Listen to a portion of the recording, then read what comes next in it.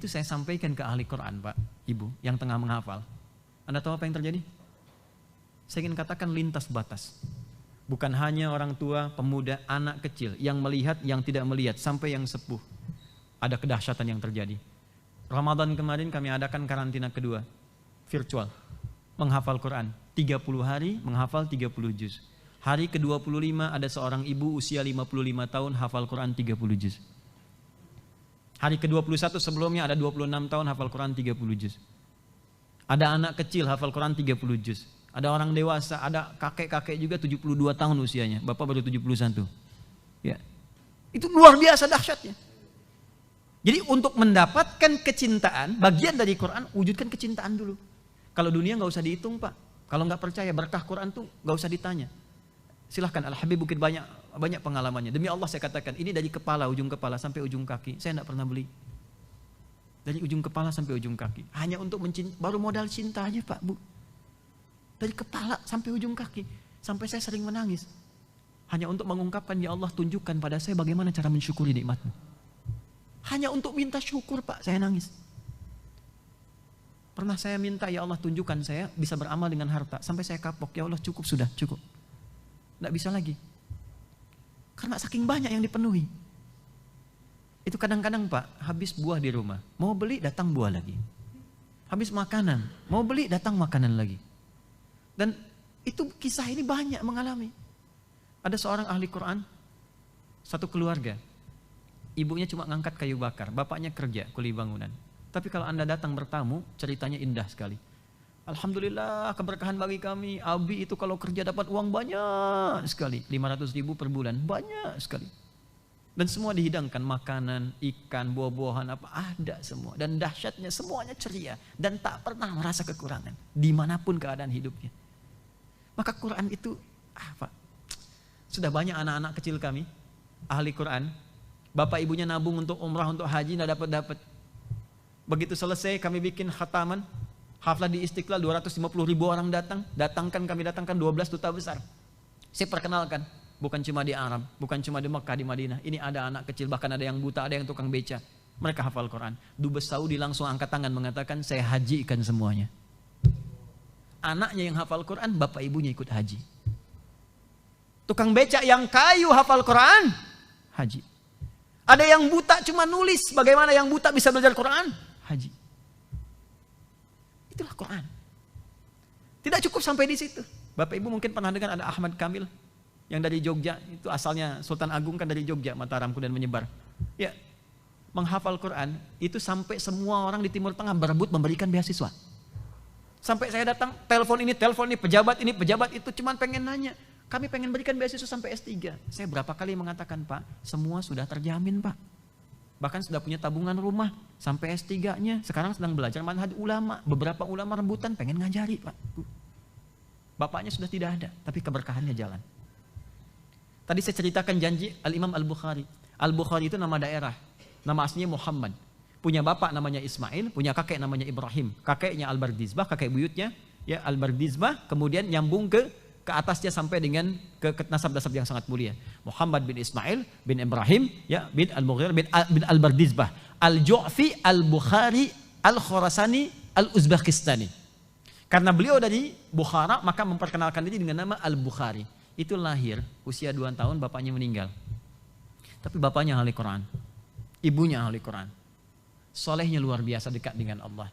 Jadi sudah punya visi, kalaupun salah satu meninggal, anaknya tetap lanjut dengan Quran. Maka Al-Bukhari kecil, usia 4 tahun, matanya diuji buta permanen. 2 tahun meninggal bapaknya, 4 tahun buta permanen. Ibunya tetap istiqamah, membawa pesan ayahandanya, suaminya tetap bawakan ke Quran, dekatkan keberkahan. Maka Allah ganti pandangan mata fisik dengan pandangan hati yang sangat luar biasa dan ingatan yang tajam. Masuk ke Syekh Talaqi di Kutab, dibacakan oleh Syekhnya surat Al-Qamar, surah ke-54, awal sampai akhir. Setelah selesai, iseng Syekhnya menguji. Man hafidh? Siapa yang sudah hafal? Semua angkatan Al-Bukhari yang lebih tua dari beliau, diam. Al-Bukhari kecil yang tidak melihat itu mengangkat tangannya. Ana hafidhtu ala sadri qalbi. Ya, saya hafal di dalam kepala saya, kata beliau, dalam jiwa saya. Jadi ada hafal di luar kepala, itu belum hafal. Ada hafal di dalam kepala, sudah hafal. Saya hafal dalam jiwa saya, kaget Syekhnya. Ya, anak kecil usia 4 tahun gak lihat, katakan hafal. Sekali baca, ta'al ya bunai, datang sini. Merabak jalan ke depan, iqra, bacakan. Dibacakan dari awal sampai akhir, bukan hanya hafal, makhrajnya, tajwidnya persis dengan Syekhnya. Kata Syekhnya komentar pertamanya, minal an tadrusul hadis. Mulai sejak ini engkau belajar hadis. Karena tahu kalau Al-Quran dijaga, dimudahkan, hadis tidak ada jaminan. Maka gembira pulang ke rumahnya mengejar ibunya, dituntun oleh pembantunya, datang ke rumah, ummi, hadatha kada wa qala syekh kada. Ibu, tadi di majlis tadi di kutab begini, Syekh meminta saya membaca Quran, saya bacakan begini. Kan kata Syekh, minal anta tadrusul hadis. Mulai sekarang Ananda belajar hadis. Saya pengen belajar hadis. Kata ibunya, iktafi bil Quran. Kamu nak punya keterbatasan. Mulai dengan Quran dulu. Setelah itu baru hadis. Karena beliau thiqah dengan syekhnya dan hormat pada ibunya, maka dengan penghormatan dan thiqah ini mengatakan, ya amati. Amati itu bahasa tertinggi untuk sayang pada ibu. Ummi, umayyah, amati. Abi, ubay, buya, abati. Makanya di Quran kalimat abi, abati. Ya abati fa'al. Balasannya ya bunai. Maka kata beliau, ya amati, duhai ibunda sayang, demi hormatku kepadamu, uridul hadis. Izinkan saya tetap ingin belajar hadis demi thiqahku kepada syekhku. Maka beliau meraba jalan, datang ke kamarnya, ibunya melihat terharu melihat perjuangannya, masuk ke kamar ibunya berdoa mohon kepada Allah sampai tertidur. Dalam doa dan zikirnya, mimpi ketemu Nabi Ibrahim. Nah inilah tafaul Pak, kalau kita pilih nama, itu nama itu dalam berkahnya memberikan tafaul. Tadi kan Muhammad bin Ismail bin Ibrahim, kan? Bil Mughirah bin Al-Bardazbah, Al-Ju'fi, Al-Bukhari, Al-Khurasani, Al-Uzbekistani. Kata Nabi Ibrahim, nanti anakmu akan bisa melihat lagi. Saat yang bersamaan berdoa bermimpi itu, masuklah Al-Bukhari kecil ke kamarnya, mengurang surat Qaf. Sampai di ayat ke-22 itu kemudian berkata, laqad kunta fi ghaflatin min hadha, fakashafna anka ghita'aka, fabasaruka al-yawma hadid. Ayat ini berkisah tentang kehidupan akhirat, tapi barokahnya diberikan kepada Al-Bukhari kecil saat itu. Begitu sampai kalimat laqad kunta fi ghaflatin min hadha, sungguh engkau dulu enggak bisa lihat. Fakashafna anka ghita'aka, maka mulai hari ini kami akan buka pandanganmu, penutupmu yang enggak bisa lihat itu. Fabasaruka al-yawma hadid, maka mulai detik ini pandanganmu akan melihat kembali. Begitu selesai ayat itu, matanya tiba-tiba remang menatap, loncat saking kagetnya. Begitu melihat langsung kejar ibunya. Dia katakan, ummi, amatilah karwait. Kaget ibunya bangun, ibu saya bisa melihat kembali. Kata ibunya, rubbama ra'aita biqalbik, mungkin kau melihat dengan hatimu. La bal bi'aini, saya melihat dengan mata saya. Ini ibu pakai baju ini, benda sekitaran ini. Keduanya berpelukan menangis syukur pada Allah. Sejak itulah kemudian belajar hadis sampai menuliskan Sahih Al-Bukhari selama 16 tahun di Mekah, disempurnakan di Al-Bidah Al-Munawwarah. Kisah ini ada di kitab Syarah Sahih Al-Bukhari 18 jilid. Jilid pertama karya Ibnu Hajar Al-Asqalani bernama Fathul Bari fi Syarah Sahih Al-Bukhari. Silahkan nanti beli jilid pertama, dapatkan kisah ini dalam kitab pengantarnya. Quran. Sampaikan ini termasuk ke mahasiswa kita. Saya kalau belajar Bu, Pak ditanya, Ustadz, apa rahasianya? Apa metodenya? Apa ini? Apa itu? Dan seterusnya. Saya selalu menjawab yang pertama Al-Quran. Al-Quran. Dan ini ternyata di riset, yang riset University of California di Amerika. Mereka meriset dan nanti disebarkan terus sampai ada profesor Maroko di Inggris mempublikasikan orang yang berinteraksi dengan Al-Quran secara benar. Bahkan baru sekedar baca, setidaknya akan meningkat kecerdasannya 3 kali lipat. Ini sudah riset. Dan saya teliti ulama-ulama sebelumnya. Ibnu Sina, Al-Kindi, Al-Farabi, Al-Ghazali, Al-Khawarizmi, Al-Battani dan turunannya, ternyata yang diajarkan di sejak dini hanya 2, salat dan Quran. Salat Quran. Silahkan Anda cek. Jadi sampaikan pada para mahasiswa, Anda dekat dengan Quran akan pintar. Ya kecerdasan terbuka, memori akan teringat. Berapa banyak kata Bu, Pak, terbiasa dihafalkan. Maka untuk terasah dengan itu cepat mengingat yang lainnya. Itu dah riset. Yang meriset di mana? Di barat. Makanya sejak dulu ada keinginan orientalis menjauhkan orang Islam dari Al-Quran. Karena khawatir muncul peradaban setelahnya. Gitu. Kita kembali lagi ya. Kembali ke awal. Sekarang metode pertama setelah kita merasakan cinta. Kamu akan pintar, akan berkah hidup, rezeki mengalir lancar, kedekatan dengan Allah bertambah. Gimana mulainya? Maka pertama belajar baca dengan benar. Dan sabar. Saya ulangi, belajar baca dengan benar dan sabar. Tahapan baca ini disebut dengan qiraah namanya. Qiraah. Perintahnya disebut apa? Iqra. Perintahnya Iqra. Wahyu pertama turun apa? Saya ulangi, wahyu pertama turun apa? Bukan wallahu alam. Iqra bismi rabbikal ladzi khalaq. Ingat bukan Iqra ya. Wahyu pertama turun, Iqra bismi rabbikal ladzi khalaq. Karena saat turun Iqra, Nabi jawabnya ma'ana biqari, saya nggak bisa baca. Ma'ana biqari, saya nggak bisa baca. Tapi ketika disempurnakan, Iqra bismi rabbikal ladzi khalaq. Ini dasarnya. Anda harus mulai berinteraksi dengan Al-Quran lillah. Karena Allah. Dimulai bisa membaca, mulai berinteraksi, dan ini latihan dasar Pak. Jadi di bacaan ini nanti ada yang beriringan. Ya, semacam misalnya, maaf sekali, nggak bisa kita cuma baca Quran begini. Kalau nggak diiringi dengan ibadah yang lainnya, sholatnya, tadi yang 9 sunnah itu yang disebutkan, ya ada dohanya, ada sedekahnya, ada macam-macamnya, itu mempercepat Pak. Jangan dikira biasa, tidak. Jadi orang yang rajin sholat itu otomatis membantu dia mempercepat interaksi dengan Al-Quran. Nggak ada orang kalau jarang sholat nggak mungkin bisa buka Quran, mustahil. Orang nggak rajin puasa sunnah mustahil bisa dekat dengan Al-Quran. Tapi ketika Anda meningkatkan sholat, takwa, meningkatkan kemudian ibadah lahiriah kita, ya di dopang batiniah kita, itu otomatis dan mempercepat kepada Al-Quran. Karena itu peningkatan ibadah ini disebut dengan takwa, takwa meningkatkan pengetahuan. Quran surah kedua di akhir ayat 282, paling kiri sebelah bawah. Wattaqullah wa yu'allimukumullah. Tingkatkan takwamu kepada Allah dan dengan itu aku tambahkan pengetahuan, percepatan-percepatan. Pemberitahuan Allah kepada Nabi Muhammad SAW. Anugerah pertama yang diberikan kepada Rasulullah berupa tambahan pengetahuan adalah cepatnya Al-Quran hadir dalam jiwanya. Di Quran surah 75 ayat 16 sampai 18. La tuharrik bihi lisanaka lita'jala bih. Inna 'alaina jam'ahu wa qur'anah. Fa idza qara'nahu fattabi' qur'anah. Kalau Anda tingkatkan takwa kata Allah, maka jangan Anda terlampau ingin cepat membacakan. Jangan ingin terlampau ingin sekali dengan ingatan kita menghafalkannya. Gak usah terlalu capek, gak usah terlalu lelah. Dengan takwamu itu, aku akan jadikan Al-Quran mudah untuk diakses. Aku percepat engkau bisa pandai untuk membacanya, aku percepat engkau untuk bisa menghafalkannya. Jadi kalau ingin jadi khairul ummah, pertama, tingkatkan ketakwaan kepada Allah, lalu bangun dasarnya untuk membuka pintu gerbang mengetahui isi Al-Quran. 2, cepat. 2 ini bagian terakhir. Setelah tahu, maka mulai keluarkan kurikulumnya. Interaksi kita untuk mengeluarkan kurikulum Al-Quran itu yang disebut dengan tilawah. Jadi ada qiraah, ada yang kedua apa? Tilawah. Beda Pak, Bu. Kalau qiraah itu bacaan saja tanpa harus menuntut paham. Jelas ya? Tapi kalau tilawah itu punya 3 arti. Baca, pahami, amalkan apa yang telah dipahami itu. Saya berikan satu gambarannya, strukturnya. Wahyu pertama kan turun Iqra kan? Ya. Belum menuntut Nabi memahami, baru ditanamkan. Setelah ditanamkan terbiasa memahami itu, turunlah perintah. Perintah ibadah pertama. Perintah ibadah pertama yang disampaikan pada Rasulullah, kita masih ingat apa? Salat kan? Salat itu 12 tahun setelah Nabi mengemban risalah ilmu. Jadi diberikan dasar dulu ya Allah. Nih, Iqra dulu, Iqra. 12 tahun itu. Sambil diajarkan pada yang lainnya. Setelah itu baru muncul perintah ibadah sholat. Sholat itu baru tiba perintahnya setelah peristiwa Isra Mi'raj kan. Usia Nabi 52 tahun, setahun sebelum hijrah ke Yathrib itu.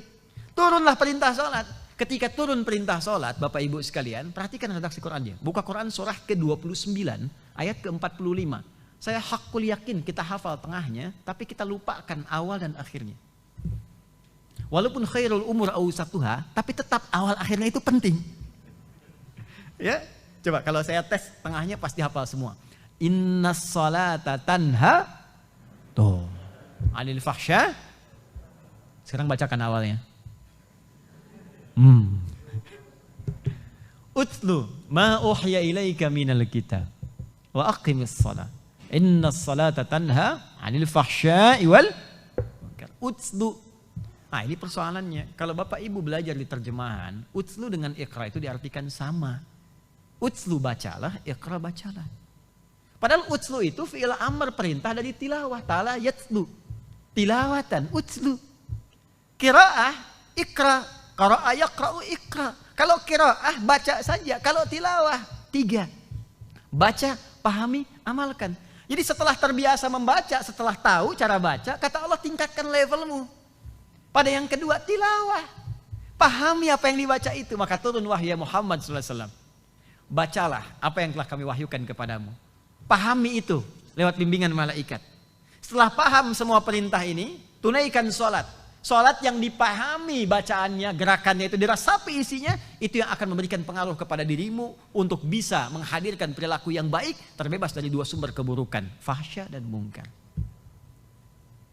Nanti satu kali Pak Ibu, kalau nanti ada waktu, coba Bapak Ibu akses ya di YouTube Adi Hidayat Official itu ada tentang pelajaran sholat. Saya tampilkan sisi yang ketiga yang jarang dikaji. Biasanya kan orang cuma bahas 2. 1 bacaan, 2 gerakan kan. Takbir, angkat tangannya misalnya sebegini, hadwaman kibahi. Dalilnya Al-Bukhari, hadis 715, di hadis Muslim hadis 397. Ya, yang riwayatkan sipulan-sipulan angkat seperti ini. Ada yang seperti ini di An-Nasai. Kemudian bacaannya Allahu Akbar sampai di situ. Tapi pernah nggak kita belajar kenapa tangan diangkat begini? Kenapa yang dibacakan Allahu Akbar? Apa kaitan dengan aktivitas kita? Apa janji yang telah Allah sampaikan kalau benar takbirnya? Ya, sampai dengan kita selesai bersedekap, baca iftitah, itu sudah ada janji diampuni semua dosa yang pernah dilakukan. Makanya kita bacakan kan ketika iftitah, Bapak Ibu baca apa doanya? Allahu Akbar, setelah itu apa? Allahu Akbar kabira, alhamdulillah katsira, subhanallahi bukratan.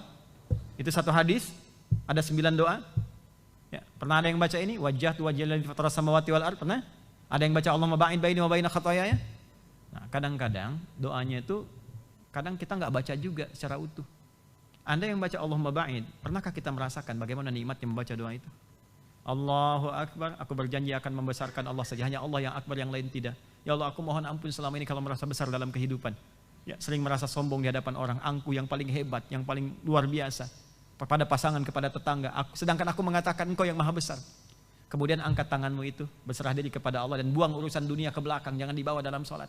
Ini yang menjadikan orang banyak gak khusyuk, karena dunia masih dibawa dalam sholat. Akhirnya kata Nabi dalam hadis riwayat Abu Dawud, setan datang, ada setan khusus menggoda orang sholat, namanya khinzib. Satu kali belajar fikih setan, ada 9 jenis setan yang berbahaya. Di antaranya setan menggoda orang wudu, walhan namanya, setan menggoda orang sholat, khinzib namanya. Begitu Anda bertakbir, setan datang mengatakan udhkur kata, ingat ini, ingat itu.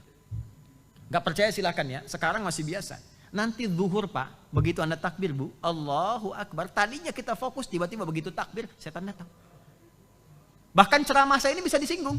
Kata Ustaz Adi, begitu Anda takbir ada setan, itu setan. Hatta la yash'ural musalli kamraqatan yusalli, sampai orang sholat itu ada yang tidak sadar, lali berapa rakaat dia menunaikan sholat. Kata Nabi begitu. Kalau kata Nabi begitu pasti terjadi itu. Tuh, mungkin saya gitu. Ya. Itu ada yang demikian. Jadi caranya bagaimana? Begitu kita merasakan seperti itu, kita katakan ya Allah, aku banyak salah. Allah ba'id baini wa baina khataaya. Khataaya, kesalahan. Ya, ngaku. Aku ngaku salah ya Allah, banyak salahnya. Aku taubat kepadamu ya Allah. Mohon jauhkan antara aku dengan kesalahanku sejauh timur dan barat yang tidak pernah bertemu. Sehingga nanti di akhirat kan dipertemukan lagi. Karena di akhirat ditampakkan. Wa may ya'mal mithqala dzarratin syarran.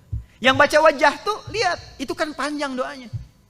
Tidak hanya sampai wa ma ana minal musyrikin. Atau wa ana awwalul muslimin. Wa ana minal muslimin. Itu pondasi doanya. Pondasinya yang mencakup makna setelahnya. Apa makna setelahnya? Rabbi inni zalamtu nafsi. Anta Rabbi wa ana abdu. Ya ataraftu bidhambi. Wa anta Rabbi la ilaha illa anta. Faghfirli fa innahu la yaghfiru dhunuba illa anta. Ya Allah, hamba ini zalim, banyak salahnya. Sedangkan engkau Tuhanku ya Allah. Engkau itu Tuhanku yang mampu mengampuni dosaku. Maka aku sekarang berserah diri memohon ampunanmu. Kalau engkau tidak ampuni, kepada siapa lagi aku mesti memohon ampun. Itu terusannya, buka di Abu Daud. Sunan Abu Daud di Kitabus Shalah nomor hadis 744 paling kanan sebelah bawah. Ya, saya hafal ini bukan ini karena kemarin Ramadan baru saya bahas. Ya, itu gambaran. Itulah tilawah. Ya, tilawah tertinggi itu mengeluarkan pada konsep kehidupan. Jadi sebelum kita masuk kepada yang tinggi, Nabi Muhammad diajari yang tiap hari dulu. Jangan-jangan selama ini mohon maaf sekali, ribuan kali ruku, ribuan kali sujud, tapi nggak ngerti yang dibaca. Bagaimana bisa merasa khusyuk dalam sholat? Minta Rabbighfirli warhamni wajburni warfa'ni warzuqni dan seterusnya, minta rizki, minta rahmat, minta perlindungan, tapi nggak merasa nikmat dan tidak datang. Kenapa? Karena nggak ngerti yang diucapkan. Skala panjangnya turunkan sebagai kurikulum kehidupan. Disinilah saya mau berhenti. Sekarang tugas kita sebetulnya kurikulum Nabi itu Pak Ibu, kalau kita mau keluarkan khatam bagus. Ya, tapi kalau kita mau efektivitas, keluarkanlah ayat Quran sesuai dengan profesi kita. Karena tadi asas Quran itu pedoman kehidupan dan semua ada di Quran. Saya bisa bacakan cepat dari sebelum lahir sampai meninggal sampai kembali kepada Allah, semua ada ayatnya di Quran. Ingin mengharapkan keturunan, ya, ingin mengharapkan keturunan setelah menikah, langsung ada Quran surah ketiga misalnya 38 sampai 39. Doanya Quran surah 19 ayat 2 sampai dengan ayat 15-nya. Setelah mengandung apa doanya supaya kandungan dijaga oleh Allah, lahir anak yang soleh. Quran surah ke-7 ayat 189. Ketika melahirkan apa yang harus diberikan dari 0 sampai usia 2 tahun. Diatur sampai pemberian ASI-nya bagaimana, tugas suami istri bagaimana. Quran surah kedua ayat 233. Dari pendidikan dini dasar dari usia 2 tahun sampai menjelang balik. Turun Quran surah 31 ayat 13 sampai dengan 19. Kemudian akan memilih kampus yang mendekatkan dengan Allah. Dia pergi kemana-mana dan sebagainya, bergaul dengan orang-orang banyak. Bagaimana supaya tidak terpengaruh. Quran surah ke-49 di ayat ke-13 itu. Kemudian naik lagi, mulai kenal dengan pasangan supaya tidak terjebak dalam pergaulan bebas. Mulai dia dengan ta'aruf, ya. Muncul kemudian masuk ke Quran, kembali ke tadi Quran surah ke-4 bahkan ke An-Nisa, ya, di ayat yang ke-4-nya langsung lamar, berikan yang terbaik setelah Anda ta'aruf. Setelah itu terjadi pernikahan. Bagaimana kemudian menata pernikahan supaya bagus, mengenal tugas suami dengan istri. Turun Quran surah ke-30 ayat 21. Prakteknya dibagi tugasnya awal pokok. Jadi sebelum berumah tangga belajar dulu, ini suami, ini istri yang pokok. Bukan setelah berumah tangga baru dipelajari. Ini yang repot. Quran surah 4 ayat 34. Lalu dijelaskan, makallah, ini loh tugasnya yang laki-laki akan mencari nafkah, cara mencarinya. Ini yang standar, semua orang mencari. Quran surah kedua ayat 168. Kalau pengen cepat baru bergerak, rizkinya datang. Quran surah kedua ayat 172. Kalau belum keluar, rizki sudah akan menjemput. Quran surah 7 ayat 96. Tapi jangan dikira itu mudah, kadang-kadang ada tantangan, ingin menyingkirkan, ingin menyungkurkan. Maka tunaikan amalan yang bisa melindungi engkau mendatangkan 4 kemuliaan. Quran surah 17 ayat 78 sampai dengan 81. Kalau diganggu sampai ada yang ingin mencelakakan, baca zikirnya Nabi Yunus alaihissalam. Ini ada Ustaz Yunus di belakang. Ya, ada Quran surah ke-21, ya, ayat ke-87 sampai dengan 88. Wadhannun dan turunannya. Istrinya di rumah kemudian juga begitu, menata dalam kehidupan, merawat anaknya. Kadang-kadang tidak mudah, ada yang berkata, bagaimana solusinya? Quran surah ke-17 23 sampai dengan ayat ke-27.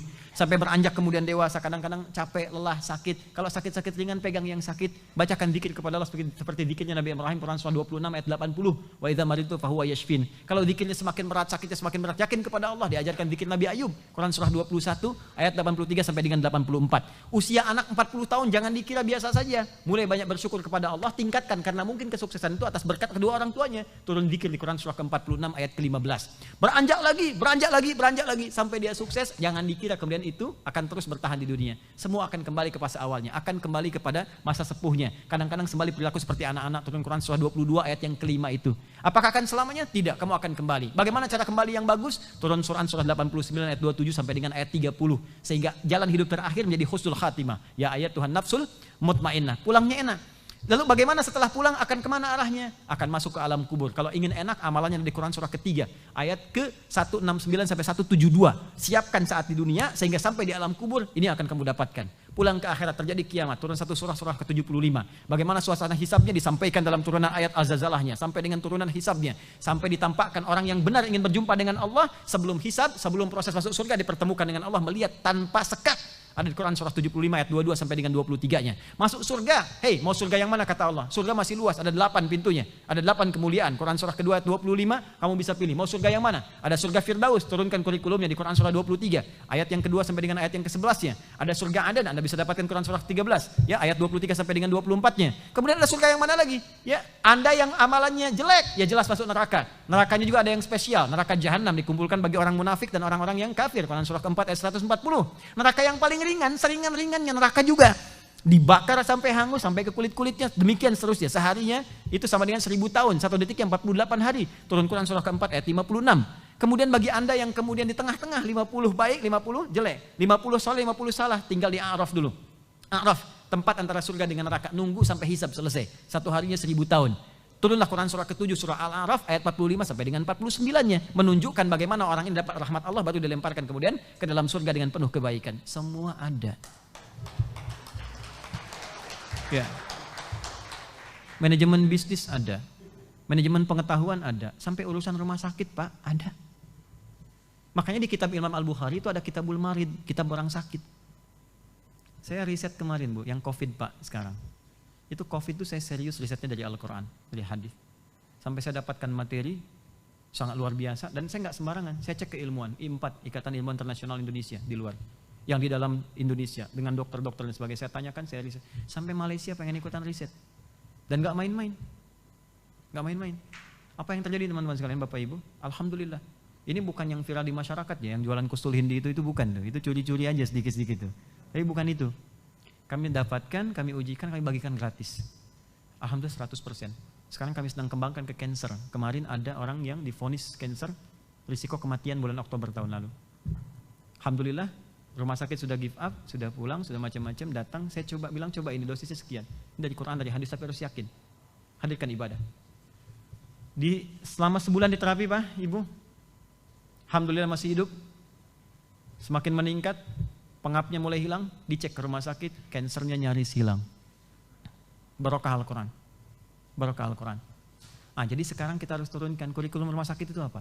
Saya punya kelas Pak, ahli Quran, para dokter, ahli kesehatan, nakes, ada juga bidan di situ ikut 400 orang. Dokter spesialis. Itu kami belajar pertama saya berikan dulu kurikulum umum tentang kesehatan. Dengan anatomi manusia. Kalau anatomi di kedokteran kan cuma fisikal kan? Ya, secara medis kan fisikal, tubuh dan sebagainya. Di Quran 3 Pak, sebagai manusia. Tubuh secara fisik, akal, dan roh. Dan itu dikonektikan. Saya beri contoh gini, saya pernah tanya dokter mata. Bu dokter, ini dokter spesialis, termasuk luar biasa di Indonesia, senior. Gimana ciri orang yang matanya sehat? Beliau katakan, Ustadz, kalau pandangannya jelas, tanpa alat bantu, ya pantulan optiknya sempurna dan sebagainya. Saya bilang, saya banyak temukan yang begitu. Di masjid banyak, tapi pulang dari masjid, dia nggak bisa bedakan mana sendal dia, mana sendal orang. Padahal pandangannya jelas. Itu bukan di ranah saya Ustaz. Nah saya bilang itu ada korelasinya. Nah, ternyata ada penyakit yang oleh Al-Quran disebut marad namanya. Kalau penyakit fisik disebut dengan obatnya dawa, itu medis. Kata Nabi kalau anda sakit pergi ke dokter. Untuk penyakit medis, tapi ada penyakit roh. Namanya marad. Tempatnya di kolbu. Fi qulubihim marad. Obatnya disebut dengan syifa. Ya, makanya tidak ada misalnya di rumah sakit saya cek mungkin ada klinik gigi, poli gigi kan ada kan? Poli mata ada kan? Tapi poli ria, poli dengki nggak ketemu. Satu lagi poligami gitu kan? Nggak nampak itu. Silakan cari. Tapi kan banyak penyakit terjadi sekarang, penyakit fisik itu dampak dari penyakit hati. Ya, karena di hati banyak Pak, Ustaz saya pusing ini. Kenapa Anda pusing? Apa gejala yang dirasakan? Itulah tetangga saya beli kulkas baru saya yang pusing. Ya. Teman naik karir saya yang pusing. Itu bukan fisik penyakitnya, tapi berdampak kepada fisik. Itu perlu ngaji. Itu begitu ngaji Pak, besoknya ada orang berobat. Keluhan gini. Resep yang dituliskan bukan lagi karena Allah menyembuhkan. Quran surat sekian, ayat sekian. Ini benar katanya Bu Dokter, iya. Baca. Jadi ada sesuatu yang indah. Ada kelas pebisnis turunkan. Abdurrahman bin Auf modalnya pakaian. Kok bisnis setahun balik lagi modal. 2 tahun jadi orang paling kaya di Madinah. Itu ada manhajnya. Dan saya tutup, ketika pebisnis mengeluarkan kurikulum bisnis, ketika di birokrasi mengeluarkan kurikulum birokrat dalam Al-Quran, di rumah sakit demikian, yang dokter yang macam-macam 12.000 itu termasuk di militer. Nabi punya 38 panglima, satu kekuatannya bisa menaklukkan Persia dan Romawi.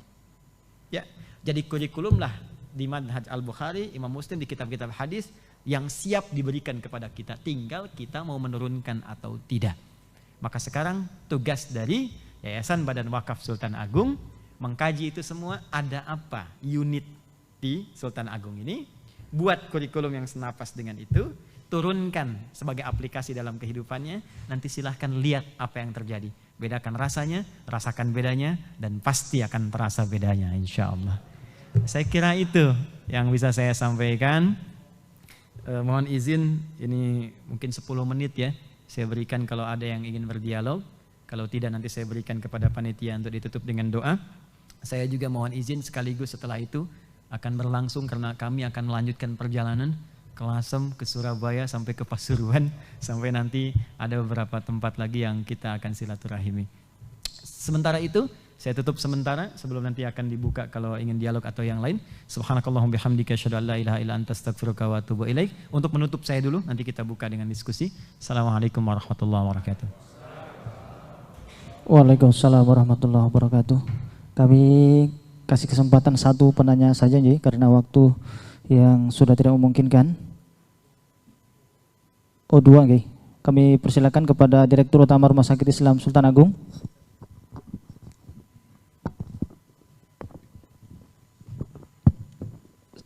Assalamualaikum warahmatullahi wabarakatuh. Terima kasih Ustadz. Jadi kami dengan tulus betul berdoa moga-moga Ustadz diberi tambah sehat dan juga umur panjang bisa melaksanakan dakwah. Banyak sekali yang ilmu yang diberikan tadi, tapi ini saya kepingin menanyakan terkait dengan tadi ada beberapa kategori mulai dari toyib, kemudian ma'ruf, khair, kemudian juga bir, dan solih. Ada satu terminologi juga yang dalam Al-Quran ini kaitannya dengan tugas dakwah. Itu muslih. Yang ada dalam surat Hud ayat 117 insyaallah itu. Wa ma kana yuhlikal qura bidzulmin aluha muslihun. Nah, ini kaitannya dengan muslih itu kata para ahli ilmu, satu orang muslih itu lebih baik dibandingkan dengan 1000 orang soleh. Ini kaitannya dengan lembaga kita yang lembaga dakwah. Banyak orang yang penting saya itu baik lah yang penting. Tapi lupa dengan harus juga memperbaiki yang lain karena tugas ini tugas dakwah. Mungkin bisa dijelaskan ini kaitannya dengan muslih dan soleh ini. Terima kasih. Saya coba langsung jawab dulu agar kita mungkin ada waktu bisa sedikit ditambahkan. Muslih dengan salih bermula dari perbedaan definisi, derivasi di dalam ilmu saraf. Di bahasa Arab itu ada 4 cabang ilmu yang sangat penting. Saraf itu sebagai ayahanda dari bahasa, nahu ibunda dari bahasa, balaghah nanti sebagai penghias dengan 3 turunan, ma'ani, bayan dan badi', keempat arud untuk menghadirkan suasana sastra dan mengukur ukuran pahala yang kita kerjakan yang didapatkan dari Allah Subhanahu wa taala. Sekarang kita masuk ke saraf dulu. Kata salih dari kata salaha yasluhu, itu akar asalnya. Infinitif dalam bahasa Inggris. Di 3 huruf sad, lam dengan ha. Salaha. Orangnya, subjeknya isim fa'il disebut dengan salih.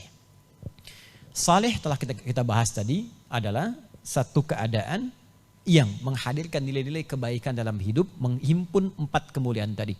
Tayyib, baik fisiknya, khair, baik sifatnya, kemudian ma'ruf, baik sikapnya, ihsan, dilakukan karena Allah. Dikumpulkan 4 ini menjadi saleh. Karena itu terminologi saleh hanya di Islam saja. Ingat itu ya. Karena itu kosakata syariat, kosakata Al-Quran. Nah, amal yang diisikan karena Allah maka berubah jadi amal saleh. Jadi ada amal, ada saleh. Ya, jadi amal berubah jadi soleh saat diisi oleh iman. Saat diisi oleh nilai-nilai kebaikan dilakukan karena Allah. Dilakukan karena Allah karena iman. Kan? Karena itu masuk surga syaratnya dengan amal yang didukung oleh iman kita dengan soleh tadi. Wabasyiril ladzina amanu wa amilus solihat. Karena itu kata iman dalam Al-Quran sering dirangkai dengan kata soleh. Ya, surah 103. Wal 'asr innal insana lafi khusr illal ladzina amanu wa amilus solihat. Orang yang berusaha meniti, mengkreasi perbuatan baik yang bernilai soleh itu orang disebut dengan solehun. Jadi ada amal soleh, amilus solehat, ada orang yang disebut dengan solehun. Perempuannya tinggal tambah tak, solehatun. Kalau kita ingin pisahkan gender, jadi ibu tinggal tambah tak saja yang gampang.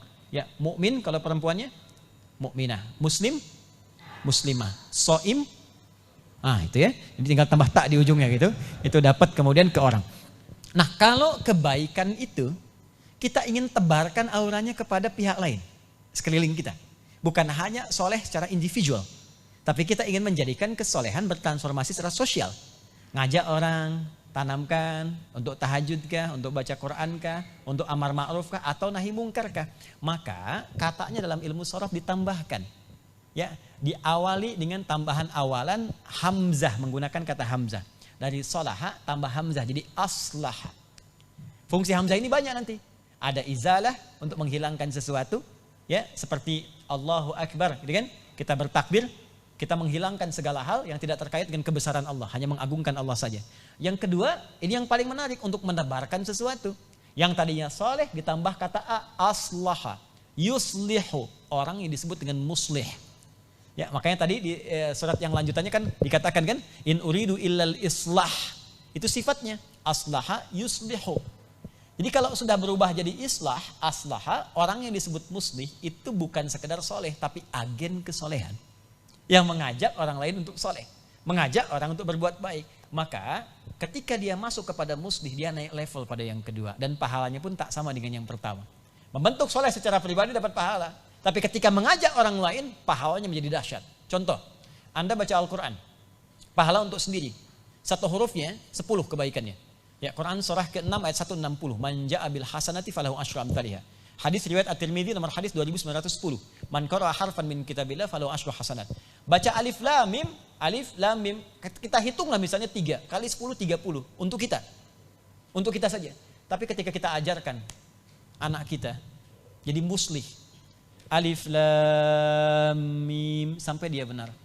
Begitu dia benar, maka berlakulah hadis Nabi. Man dalla ala khairin falahu ajruhu mithla ajri fa'ilihi min ghairi an yanqusa min syai'. Siapa yang menunjukkan, mengajarkan pada kebaikan, ya, menebarkan kemuliaan, diamalkan oleh orang menerimanya, maka dia mendapat pahala yang semisal dengan itu tanpa dikurangi sedikit pun. Jadi kalau anak kita membaca alif lam mim, baru dia baca, kita dapat transfer pahala dari situ. Kebayang nggak Bapak Ibu, kalau saya selalu katakan ini pada orang tua, ajarkan Al-Fatihah pada anak kita dari kita. Dari kita langsung. Karena ketika dia sholat membaca itu setiap hari, pahala mengalir untuk kita. Kalau anak ini mengajarkan lagi pada yang lain, dia punya 10 murid, maka 10 murid dapat pahala, ngalir ke anak Anda, ngalir ke kita. Itu semua terus. Ini yang dimaksud di hadis Muslim 9 lafaz. Idza matal 'abdu in qata'a sa'iru 'amali illa min thalath. Kalau meninggal seorang hamba, terputus semua amalnya, peluang dapat pahala kecuali 3 hal.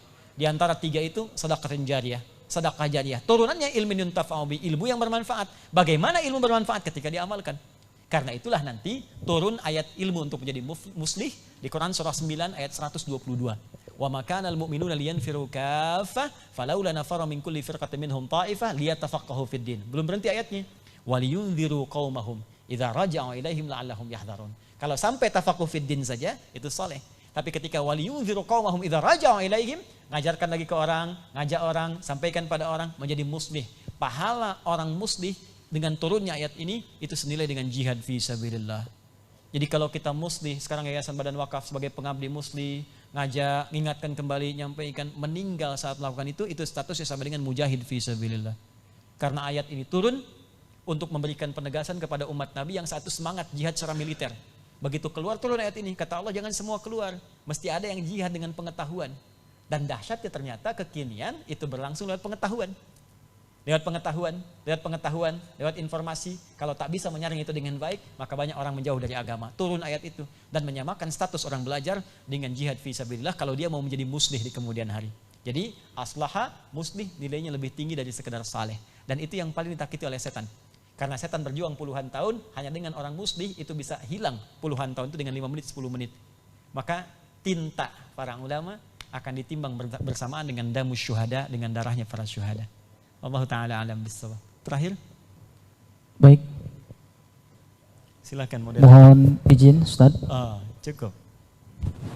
Tanpa mengurangi rasa hormat kami kepada Ustaz Hadi dan Bapak Ibu sekalian karena waktu yang membatasi kita. Mohon maaf pertanyaan kami cukupkan satu saja. Baik, sebelum ditutup, izinkan saya ikut berbahagia dengan pertemuan ini. Dan tadi bincang-bincang juga ada program Quran dan yang lainnya. Ada berapa siswanya Pak? 20.000. Sedangkan pesantren, tadi saya lewat pesantren itu, kapasitasnya berapa? 1.000. Baik, saya ingin kuatkan supaya ini kalau cuma jadi materi, jadi soleh. Belum muslih ini. Maka harus ada fondasi. Izin, nanti saya akan hadiahkan 1.000 paket hafalan Al-Quran. Dari metode nanti At-Taisir itu berisi 3 buku. 1 buku untuk metodenya menghafal 30 hari 30 juz. Kemudian 2-nya itu adalah Quran percepatan. Jadi bisa menghafal sekaligus dengan nomor, dengan angka, dengan peta dan sebagainya. Nanti metodenya bisa dikorelasikan atau diintegrasikan dengan STUAH yang bisa nanti melalui online juga. Kami akan hadiahkan sebanyak 1000 paket insya Allah. Dan nanti mohon dikoordinasikan ya dengan staf di pengiriman. Saya kira itu yang bisa saya sampaikan. Terima kasih. Silahkan dilanjutkan.